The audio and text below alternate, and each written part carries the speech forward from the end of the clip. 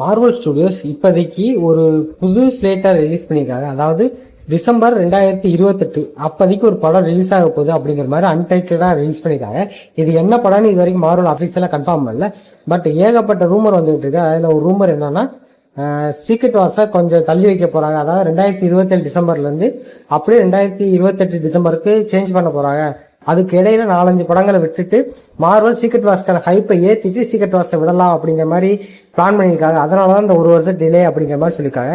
இப்போதான் 1 வருஷம் டிலே பண்ணாங்க. மறுபடியும் டிலே பண்றதுங்கிறது என்னடா இப்படி நடக்குது அப்படிங்கிற மாதிரி தான் இருந்தாலும் தள்ளி போறது ரொம்ப ரொம்ப சூப்பரான விஷயம். ஏன்னா சீக்ரெட் வார்ஸ் ரொம்ப ரொம்ப மிகப்பெரிய படம். அந்த படத்தை அசால்ட்டா சும்மா ஒரு படம் முடிஞ்சு அடுத்த படமாவே சீக்ரெட் வார்ஸை கொடுக்கறது நல்ல விஷயம் கிடையாது.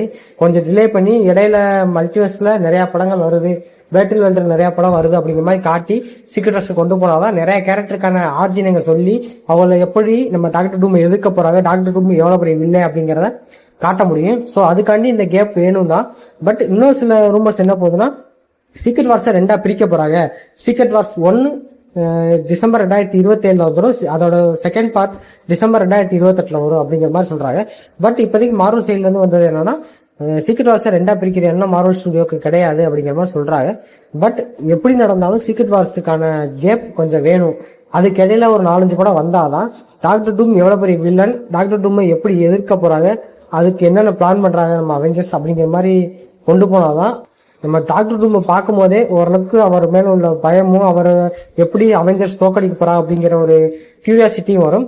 பட் எந்த ஒரு இதுவுமே இல்லாம 2 படத்துல ஒரு வில்லனை காட்டி அவனை முடிக்கணுங்கிறது ரொம்ப சப்பையா போயிரு. டாக்டர் டூமுக்கான பவரையும் சரி ஆர்ஜினையும் சரி ஒழுங்காவே சொல்ல முடியாது. ஸோ முடிஞ்ச அளவுக்கு அவெஞ்சர்ஸ் சீக்ரெட் வார்ஸை தள்ளி வச்சு கொஞ்சம் பெட்டரா கொடுத்தா நல்லா இருக்கும் நான் நம்புறேன். இதை பத்தி உங்க தாட்ஸ் என்ன கீழே கமெண்ட் பண்ணுங்க. அந்த டிசம்பர் 2028 எந்த மூவி வந்தா நல்லா இருக்கும், சீக்ரெட் வார்ஸே வருமா அப்படிங்கிற உங்க தாட்ஸையும் கீழே கமெண்ட் பண்ணிட்டு இந்த வீடியோக்கு ஒரு லைக் பண்ணி சப்ஸ்கிரைப் பண்ணிக்கோங்க. நம்ம அடுத்தடுத்த வீடியோல பார்க்கலாம்.